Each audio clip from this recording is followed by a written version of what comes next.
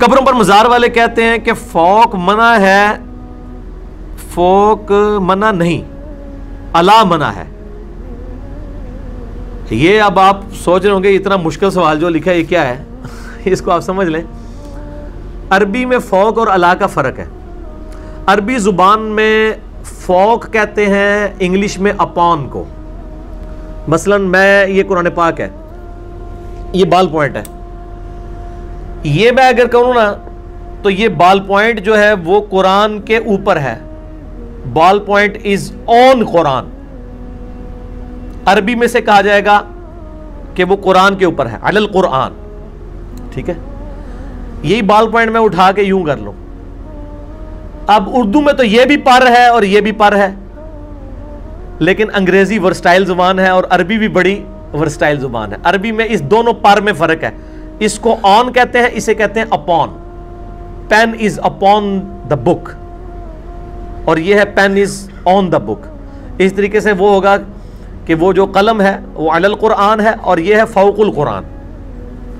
तो वो कहते हैं जो सही मुस्लिम में हदीस है ना कि कब्रों पर इमारतें मत बनाओ, तो इससे मुराद ये है कि कब्र के एग्जैक्ट ऊपर नई इमारत होनी चाहिए, यानी ये एग्जैक्ट कब्र के ऊपर इमारत ना हो, बल्कि ये वाली जो इमारत है फौक वाली, अपान वाली, वो कहते हैं ये बिल्कुल ठीक है। गुम्बद अपान होता है, फौक होता है, अला नहीं होता। अच्छा, अब ये टेक्निकली तो बात ठीक है, लेकिन नबी अलैहिस्सलाम जब ये बातें कर रहे थे सुनने वालों के दिमाग में इतनी बारीकियां नहीं थी। मैंने कई दफा बयान किया है कि गुम्बद बनाने की टेक्नोलॉजी कबल मसीह है। सहाबा की जिंदगी में कुब्बत सुखरा बना है, डोम ऑफ द रॉक। नबी अलैहिस्सलाम जब मिराज पे तशरीफ ले गए थे, वो गोल्डन डोम जो बना हुआ है वहां पे यरूशलेम में, टेक्नोलॉजी थी, लेकिन नबी अलैहिस्सलाम का गुम्बद नहीं बनाया उन्होंने। 650 साल तक किसी ने नहीं बनाया, क्योंकि उनको पता था, और ये ऑन और अपान और अला और फौक का फर्क उनको पता था, जो आपके उलमा आपको धोखा देते हैं। तो बहरहाल मैं इसको for the sake of argument agree करते हुए इसी पे ही आगे चलता हूं, इसमें भी ये फंस जाएंगे। मुझे इस पे लतीफा एक याद आ गया, 2008 की बात है, नए नए हम किताबों सुन्नत के मनहज की तरफ आए, यानी आज से 10 साल पहले की बात है। तो ये मज़ारात वाली जब मैंने हदीसें पढ़ी तो मैंने इस पे एक रिसर्च पेपर भी लिखा है, रसूलुल्लाह सल्लल्लाहु अलैहि वसल्लम की आखिरी वसीयतें, वो आपको लेक्चर के एंड पे मिल जाएगा, प्लस मेरा मसला नंबर 27 है इसके ऊपर। गुलाम सूद सईदी साहब रहिमहुल्लाह ताला फौत हो चुके हैं। मेरा ज़हन उन्होंने खोला, कई मामलात में मुझे इख्तलाफ है, लेकिन कई मामलात में वाक़अतन अल्लाह ने उनको हदायत की तरफ गामजन किया था। मुफ्ती मुनीबुर रहमान साहब के मदरसे में वो बरेलवियों के शेखुल हदीस थे। शरह सही मुस्लिम 7 जिल्दों में लिखी है।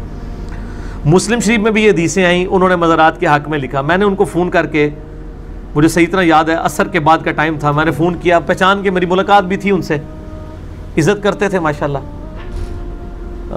मुझे कहने लगे, मैंने कहा जी ये मज़ार, वो कहते हैं वो तो हदीस में है कि कब्र पर बनाना मना है, कब्र के अपॉन या फौक का तो मना नहीं हुआ।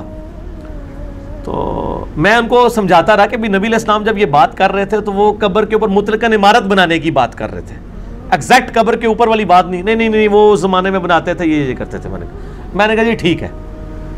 मैं अब आपसे एक सवाल करता हूँ कि इस वक्त आपके जितने बुजुर्गों के मज़ारात बने हुए हैं, उनके गुंबदों को तो छोड़ दें, वो कब्रों के अलाई ऊपर बने हुए हैं।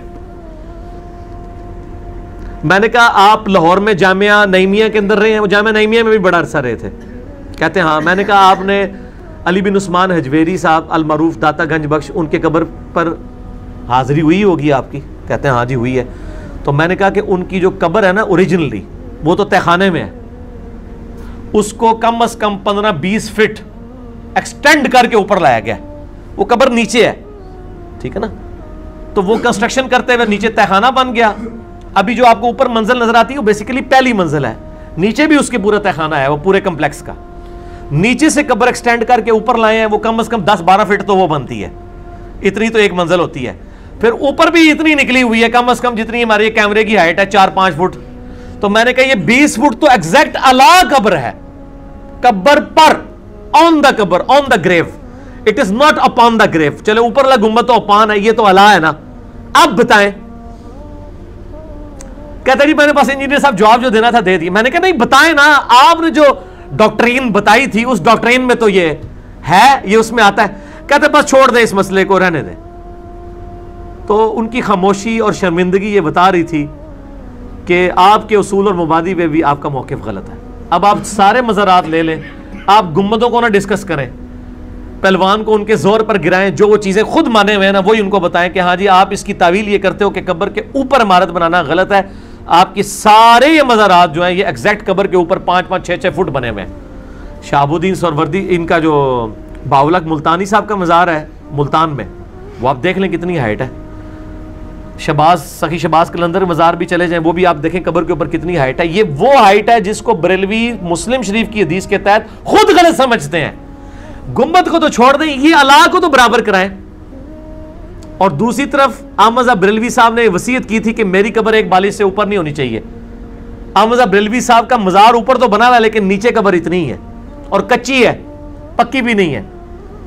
अभी भी आप तस्वीरें देख लें मज़ार की, उनकी कच्ची कब्र है, एक बालिश। जो सही बुखारी में हदीस है 1390, सुफियान तम्मार रहमहुल्लाह ताला कहते हैं कि मैंने नबी इस्लाम की कब्र देखी है, ताबीन में से हैं वो, और वो कहते हैं वो ऊंट की कोहान जितनी ऊंची है। ऊंट की कोहान जो है एक बालिश 9 इंच 10 इंच या 1 फुट तक आप कह लें।